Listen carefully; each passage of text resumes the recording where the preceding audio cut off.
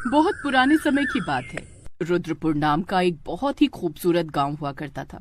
उस गांव में रानी नाम की एक शादीशुदा महिला अपने पति रजनीश के साथ रहती थी। लेकिन हैरान कर देने वाली बात ये थी कि रानी की सास गर्भवती थी और उसे गर्भवती हुए लगभग 8 महीने बीत चुके थे। गांव वाले उसे इसी बात का ताना मारा करते थे। एक रोज जब रानी अपनी सास के साथ अस्पताल से चेकअप करा के वापस आ रही थी तब, ये देखो, इस बुढ़िया को शर्म भी नहीं आती। जब इसकी बहू बांझ निकली और ये बच्चा पैदा ना कर सकी तब इसकी सास ने खुद माँ बनने का फैसला कर लिया और खुद ही माँ बन गई। सही कह रही हो चाची, इस बुढ़िया को तो बिल्कुल शर्म नहीं आती। इसका पति तो न जाने कब मर चुका है, फिर भी इस उम्र में पता नहीं किसने इसे गर्भवती बना दिया। तुम लोग अपने काम से काम रखो। किसी दूसरे के ऊपर लांछन लगाने से पहले एक बार सोच लेना चाहिए कि आखिर उसकी क्या मजबूरी रही होगी। मजबूरी कोई भी रही हो, लेकिन इस बुढ़ापे में माँ बनना आपको शोभा नहीं देता जब आपका पति भी जिंदा नहीं है। हमारे गांव वालों पर क्या फर्क पड़ेगा इसका? आज ही प्रधान जी से बोलकर इस औरत को गांव से बेदखल करवा देते हैं हम लोग। सासू माँ घर चलो, इन लोगों के मुंह लगने से कोई फायदा नहीं।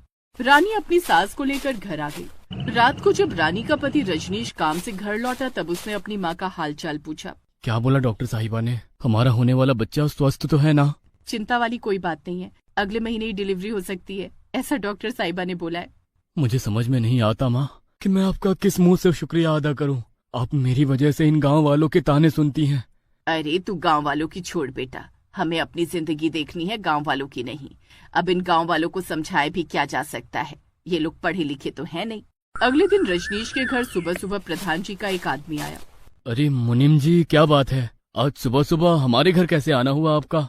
आप लोग जल्दी से पंचायत भवन चलिए, प्रधान जी ने आप सबको बुलाया है। लेकिन बात क्या है मुनीम जी? वो सब मुझे नहीं पता। प्रधान जी ने बोला है कि रजनीश के परिवार को बुला लो, तो मैं बुलाने चला आया। इतना बोलकर मुनीम जी वहाँ से चले गए। थोड़ी देर बाद रजनीश अपनी पत्नी रानी और अपनी माँ को लेकर पंचायत भवन पहुँच गए।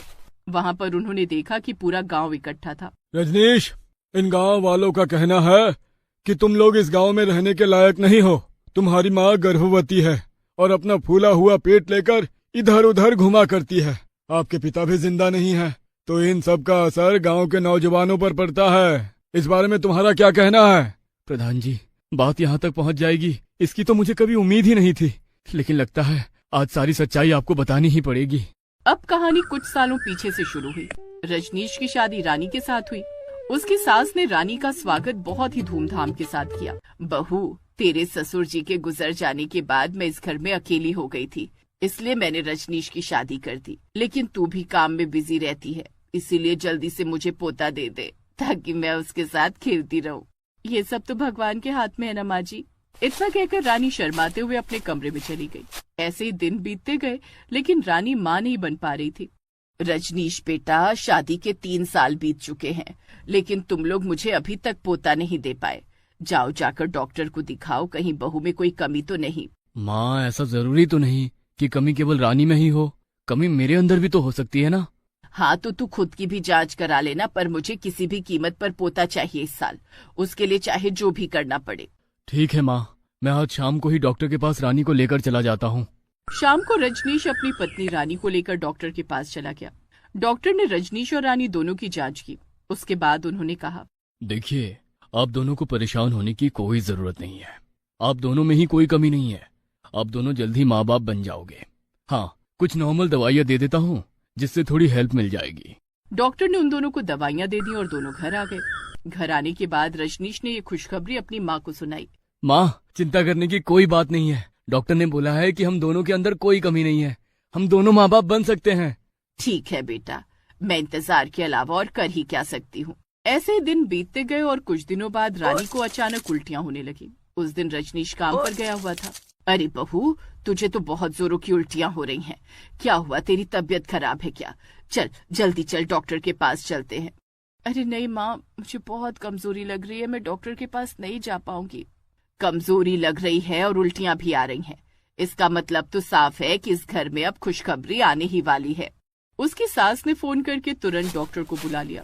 डॉक्टर ने उसकी जांच की तो उसकी सास की खुशी का ठिकाना न रहा। मुबारक हो, आप बहुत जल्द दादी बनने वाली हैं। रानी बिटिया गर्भवती है, इसका अच्छे से ख्याल रखना और ज्यादा भारी सामान ना उठाने देना। बहुत बहुत धन्यवाद डॉक्टर साहब, आज से मैं बहू को बिस्तर से उठने ही नहीं दूंगी। अरे अरे, ऐसा भी मत कर देना।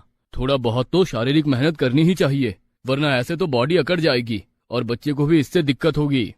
डॉक्टर साहब, मैं तो मजाक कर रही थी। इसके बाद डॉक्टर साहब चले गए। शाम को जब रजनीश आए तो उसकी सास ने बहुत ही खुशी खुशी अपने बेटे को ये खबर सुनाई। रजनीश ने खुशी खुशी में अपनी पत्नी रानी को गोद में उठा लिया। अचानक रजनीश का पैर फिसला और रानी फर्श पर गिर गई। उसकी खोपड़ी फूट गई। ये क्या किया रजनीश बेटा, बहू तो बेहोश हो गई और इसके सर से तो खून भी निकल रहा है। जल्दी से डॉक्टर को बुला कर ला। नहीं माँ, इसे डॉक्टर के पास ही ले चलना होगा। इसके सर से बहुत खून निकल रहा है। सब कुछ मेरी ही गलती है, एक्साइटमेंट में ये सब कुछ हुआ है। रजनीश तुरंत अपनी माँ और अपनी पत्नी को लेकर अस्पताल पहुंच गया। अस्पताल में डॉक्टर ने रानी के सर पर पट्टी बांधी, लेकिन तब तक बहुत सारा खून निकल चुका था। मिस्टर रजनीश, आपकी पत्नी तो ठीक है, लेकिन सर पर चोट लगने की वजह से ये कोमा में जा चुकी है। हम अपनी तरफ से कोशिश कर रहे हैं, लेकिन इसकी कोई उम्मीद नहीं है कि कब होश में आएंगी। डॉक्टर साहब, अभी अभी तो आपने रानी के गर्भवती होने की खुशी दी थी, अब हमारे बच्चे का क्या होगा? इसके तो बस दो ही रास्ते हैं, या तो हमें गर्भपात करना होगा या तो इस बच्चे को किसी दूसरे के गर्भ में पालना होगा। क्या ऐसा हो सकता है डॉक्टर साहब? बिल्कुल हो सकता है मिस्टर रजनीश। आज मेडिकल साइंस बहुत आगे निकल चुका है, कुछ भी पॉसिबल है आज तो। लेकिन आपको कोई ऐसी गर्भ ढूंढनी पड़ेगी जो आपके बच्चे को जन्म दे सके और 9 महीने तक अपने गर्भ में रख सके। अब कहानी एक बार फिर से वर्तमान में आ गई। प्रधान जी, मैंने अपनी रिश्तेदारी में बहुत सारे लोगों से बात की, पर कोई भी हमारे बच्चे को अपने गर्भ में 9 महीने रखने के लिए तैयार नहीं हुआ। तब मजबूरी में मेरी माँ ने ही इसमें अपना साथ दिया। मेरी माँ रानी और मेरे बच्चे को अपने गर्भ में रखने के लिए तैयार हो गई। ठीक 4 महीने बाद ऊपर वाले की दया से रानी भी कोमा से वापस आ गई। तुम्हारी कहानी तो बिल्कुल रुला देने वाली है बेटा, लेकिन इसे हम कैसे सच मान लें? मैं अभी यहाँ पर डॉक्टर साहब को बुलाता हूँ, जो सारी सच्चाई पूरे गांव वालों के सामने पेश कर देंगे। रजनीश ने उसी वक्त डॉक्टर साहब को फोन किया और सारी बात बताई। डॉक्टर साहब तुरंत ही पंचायत भवन में आ गए और उन्होंने सारी कहानी एक बार फिर से पूरे गांव वालों को और प्रधान जी को बयान कर दी। उसके बाद सभी गांव वालों ने रानी की सास से माफी मांगी। हमने आपका कितना मजाक उड़ाया, कितना उल्टा सीधा कहा, यहाँ तक कि गांव से भी निकाल देने की बात कर डाली, लेकिन आप तो एक माँ के रूप में प्रेरणा बन गई हमारे लिए। हमें नहीं पता था कि मेडिकल में ऐसा कुछ भी हो सकता है, इसीलिए ये गलतफहमी हो गई। माँ जी, मैं भी इन गांव वालों की तरफ से और अपनी तरफ से आपसे माफी मांगता हूँ। किसी भी माँ के ऊपर इल्जाम लगाने से पहले उसकी सच्चाई को जान लेना चाहिए, उसके बाद ही इल्जाम लगाने चाहिए। तो इस तरह से ठीक 1 महीने बाद उसकी सास ने रानी और रजनीश के बेटे को जन्म दिया। बेटे के जन्म वाले दिन ही पूरे गांव ने जश्न मनाया। गांव वालों, मेरी बात ध्यान से सुनो। रजनीश की माँ इस गांव के लिए और पूरे देश दुनिया के लिए एक बहुत बड़ी प्रेरणा है, जिसने बहुत सारी गालियाँ, बहुत सारा मजाक खुद पर झेला, लेकिन अपनी बहू के बच्चे को अपने गर्भ में पैदा किया।